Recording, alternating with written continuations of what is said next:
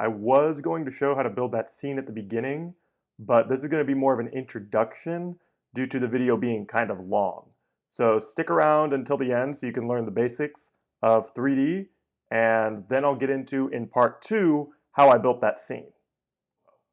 When it comes to 3D tools in Moho, you are limited in your options, but if you get creative, you can actually make some pretty crazy things. First off, you have the scripts tool, which, if you don't know what scripts are in Moho, you can download these, but it comes with a few that already come with it. The two that it comes with that are 3D-wise are cube and torus. Now we're going to look at the cube first. If you move it just basically, you can see that it's 3D. You can also rotate it using the rotate tool. Now as for the torus, which for those of you who don't know what that is, that's basically a donut. It's just a basic shape. So these are just what comes with it. You can obviously download more if you want to get them, or you can make your own.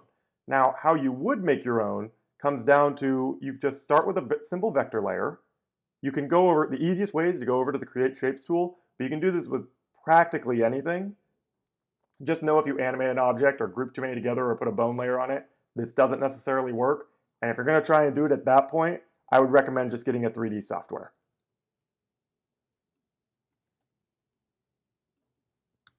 But if you're just making basic backgrounds, like maybe, I don't know, a kind of sun or maybe a kind of just cube that spins, I would recommend using this. So we're going to start with a circle because I'm going to show you the downsides to this 3D. So the first option you go to is 3D up here, 3D conversion, and the first one you have is Extrude, which basically means it's going to stretch it out into the 3D plane, giving it surfaces kind of a length to it, which just means this. Hang on. That's what it means. Just kind of extruding it, extending it out into the Z-axis, both front and back. Now you can manipulate this, make it longer or shorter by going up to Position and roll your mouse wheel. Oh wait, sorry, not Position, Scale. And then roll your mouse wheel. There you go. You can make it long or you can make it super short. You can do this to do a number of things. You can even give it some shape if you add more to the side, such as like so. Then you can just grab a few points.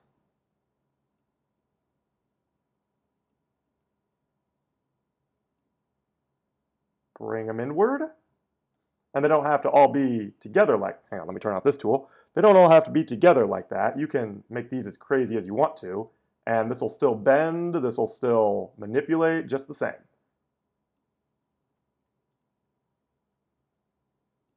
It might have some of these little line mistakes, but that's to be expected with this, because it is trying to computer generate and compensate for what you made.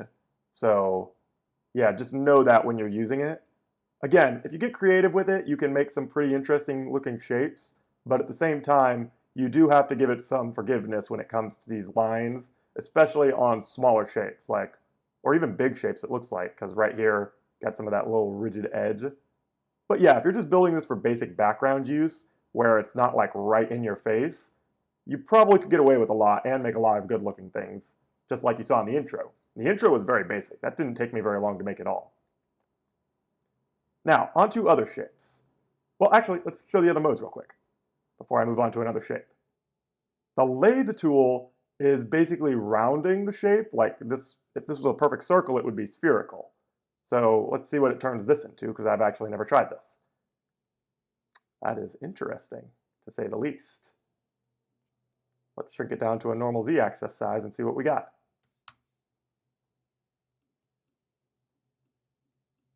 So this is what it looks like. Let's render it out.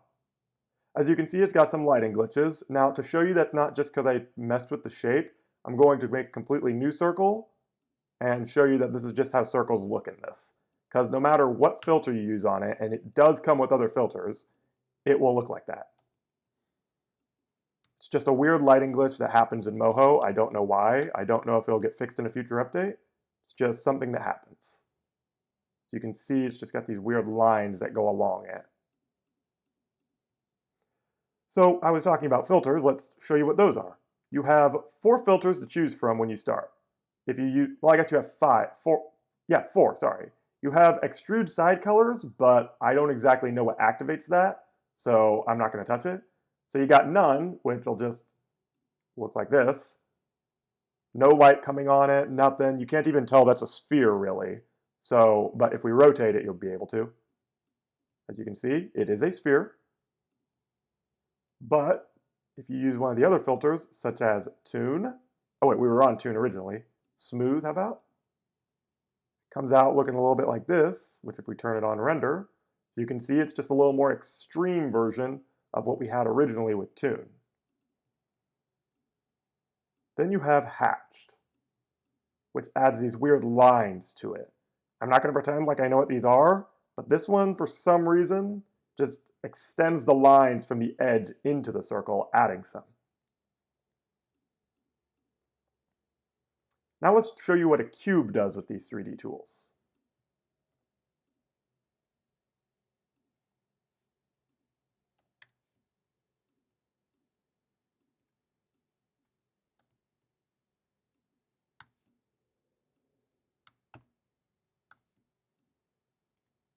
As you can see, first off, we're still in one of the old filters and in one of the other settings. So let's go back to Tune, Apply, and we are in Lathe currently, which I don't think I actually explained what Lathe is. So real quick, it basically takes the shape, duplicates it, and does it into a perfect circle on both ends.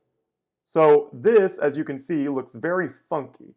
The reason for that is because it does it in a complete circle and it's overlapping itself. If you'd want to get rid of some of that funky look, you'd want to drag, hang on, I'm doing this wrong. Let me get out of the 3D space because this can be weird sometimes to work in. If we drag it here and then look at it from the top, it's going to look quite different. So you can see we've now got a hole there because we moved this to the other side of the z-axis.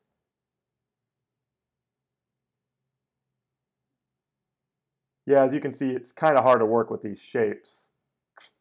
Just look at that. That's proof enough for you. So I'd recommend if you are going to manipulate them, manipulate only one point at a time if you can help it. But yeah, you can do, again, pretty crazy things with these if you get creative. And it's just basically limited to just some basic limits in Moho and your imagination. But yeah, we could add another point here, manipulate that.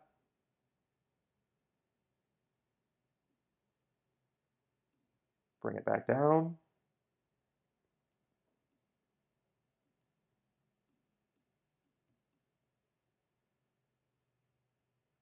Now let's show this off in another mode using, let me just get the square back to normal-ish so we can show it off a little bit.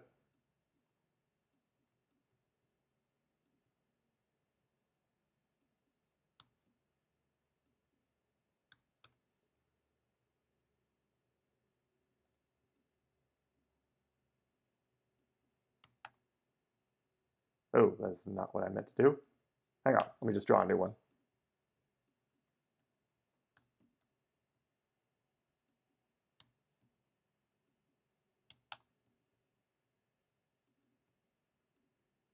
We'll go from lathe to extrude, which will just be a basic cube. So you can see, very reminiscent of the script, except it's thinner. If you want to make it thicker, go up to scale and just drag your mouse wheel, or you can type in one number if you know it. Looks like 4 is about cube shaped.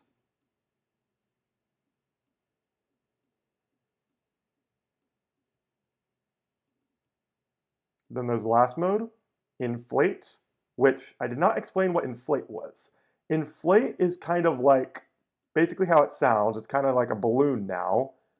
In its standard function though, it makes things kind of look pillowy or maybe balloon, like those kind of shaped balloons you get from like the dollar store or like Walmart. It's kind of like that, you know? So that's the best way to explain these. But yeah, you can use this for a number of things. Each filter has its own kind of purpose for background things, like such as I use this puffy inflate kind of filter for hills, rocks, bushes, and then for more solid objects like kind of buildings, if I'm just doing a basic building, I would just use the extrude.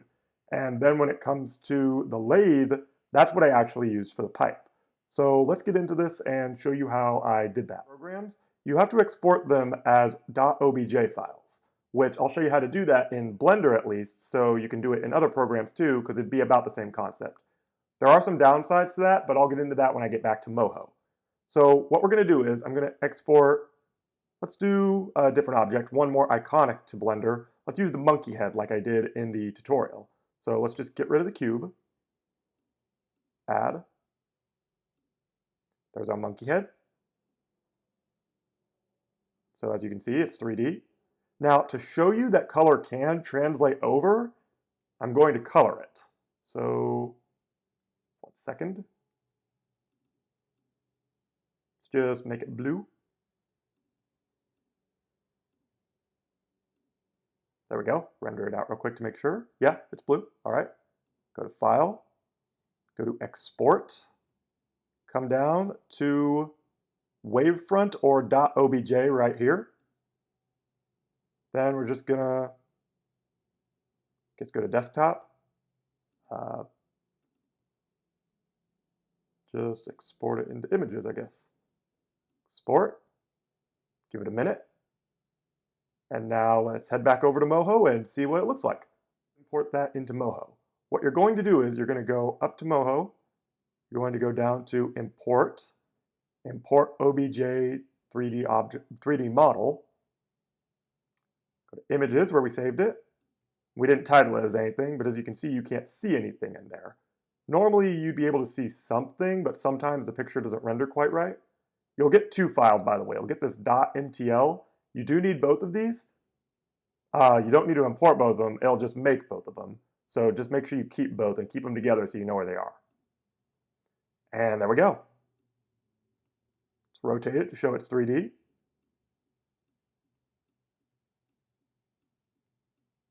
So yeah, this is another way to get 3D objects into Moho.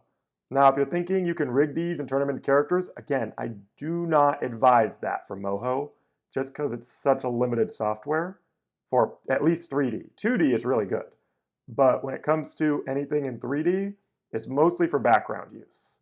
So again, I would recommend just getting a 3D software if you're wanting to make 3D animations. But beyond that, this is very good for background use or like objects that are hard to kind of render out in a 2D setting to look 3D. So if you have it and you have like a 3D model of it you made, you could just kind of import it into the software and either trace it with a vector layer, or you could just have it in there and make it look as natural as possible to the animation you're making.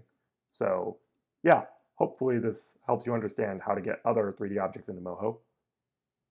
Z-axis, which we won't be using any of the 3D tools at all. We will actually just be rotating them with the rotate tool and using multiple layers to make an object that looks 3D. This is actually quite simple. I'll show you how to do it with a cube first.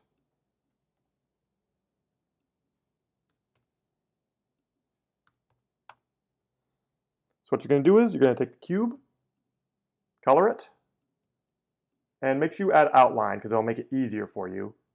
And we'll just make a simple, let's make it a light blue so we can just see it on the background. So what we're going to do is we're going to group with selection. We're going to go to depth sort, sort by depth, sort by true distance. What these two do is it will kind of check these coordinates up here, and depending upon the coordinates of the object wherever it is in space when we're looking at it, it will sort the background of it so it will be behind it so we're not seeing what's in front of it. It's very hard to explain. I'll show you what it looks like with it off though once we create the cube. So we'll name this one just as front. Then we're going to duplicate it, name it as left. And we're just going to simply rotate it on the x-axis 90 degrees. Well, I meant y-axis, but actually we can build the floor first, so we'll name it top or bottom, it doesn't matter. Then we will go up to here, and we don't need to name that. We'll look at it from about 90 degrees. So we need to be able to see both so we know what we're doing. Take the top layer. We will push it back. Oh, wrong coordinate.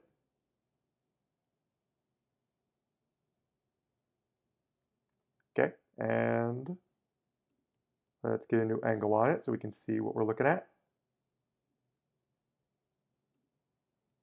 Okay, we need to bring it closer. That's too close. It's literally poking through. 4 looks about good. We'll just double check to be safe. Yeah, 4 looks about good. Okay, so now we're going to bring it up. So that would be on the x-axis. No, my bad, y-axis. I always confuse those. You just use a mouse wheel to kind of get a rough idea of where it's going. So it looks like about 4.44, no? So maybe just 0.4. Looks a little off. We'll check it first. It's always a good idea to check.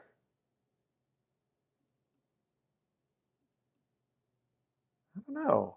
Looks like it's poking over a little, so maybe we'll try 0.41.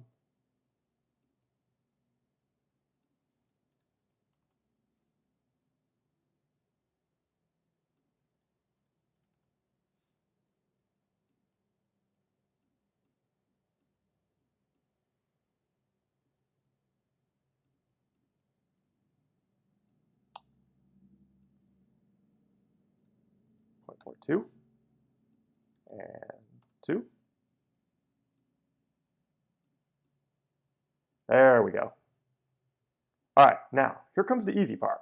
What we're going to do is we're going to go up to top. We are going to duplicate it, name it bottom.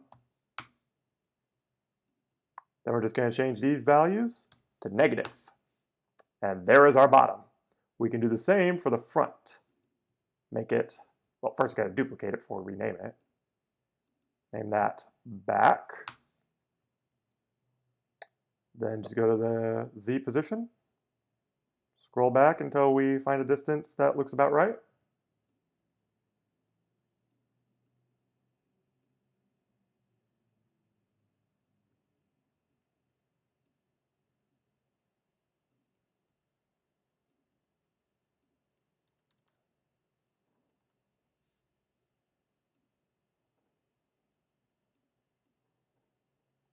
Yeah, it looks about right.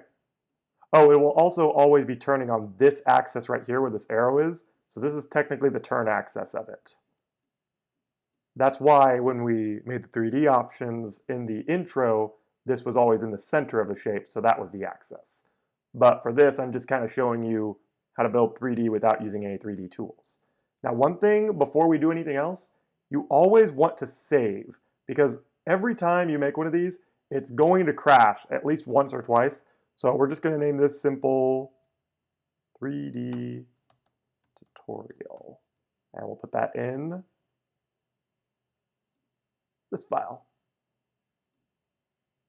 So now that we've got that, let's get our front, actually let's get our back, maybe rotating it. We'll see how it looks. We're gonna name this left. Then we're gonna rotate it on the y-axis by 90 degrees. I'm going to bring our cube kind of around so we can see all angles. Let's make this a different color so we can see what we're working with at the moment. And we will just kind of move it along that x-axis until we get it to where we want it. Let's go down a little bit, it looks like. Come forward a bit. Now we'll see just how close we are. Looks like it's still technically inside the cube. So it needs to come a little further out on the x-axis. Sorry, not, it was the x-axis, but I grabbed the z-axis by mistake.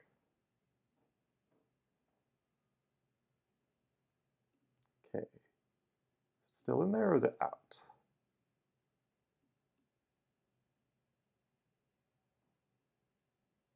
Looking at it, it looks like it's out. So just kind of position it.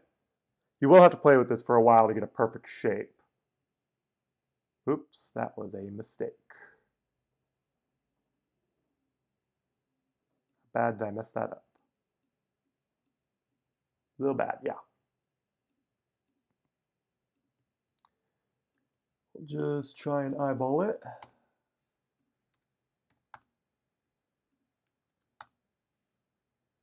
Okay, there we go. Now I gotta remember not to touch the x-axis because that's what screwed me up. So I gotta work with the z-axis now.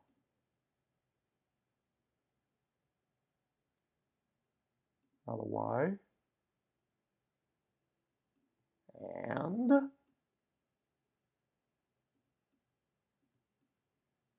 nearly there, nearly there. Grab this left side again.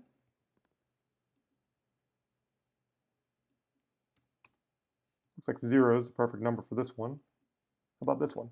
Nope, not even close. Let's try 0.2. Negative 0.2. Negative 0.1. Oh, still too, that goes lower. So negative 0.4. Oh, there we go. Negative 0.45. Too high. Negative 0.42. Okay. Now we're making some progress. Yeah, if you know where your kind of prime point is, you might want to keep track of that, because that will make this infinitely easier to keep track. So now we're going to grab that left side, duplicate it, name it right. Then, considering this is our front, we want to move it along the x-axis, so we'll take it the positive amount over there, and it should be good because it's a perfect square. Now we'll rotate it, and there is our square. Let's render it out and see how it looks. There we go. Looks kind of like the script a little bit at the beginning of the video. So this is how you make a cube in the z-axis using all the tools that we have at our disposal. Now this is what I used to build the tower. I used actually a Poptoogi video to build it, so I will link that down in the description. But as you can see, this does work well. I tried recreating it for this tutorial, but every time I tried to rebuild it, it kept crashing.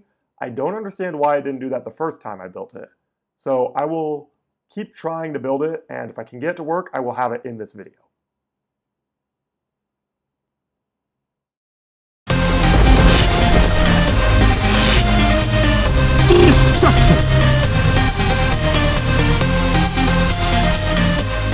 Thank you for watching. If you enjoyed this video, please leave a like. If you want to know when I upload my next video, don't forget to subscribe and turn on that notification bell.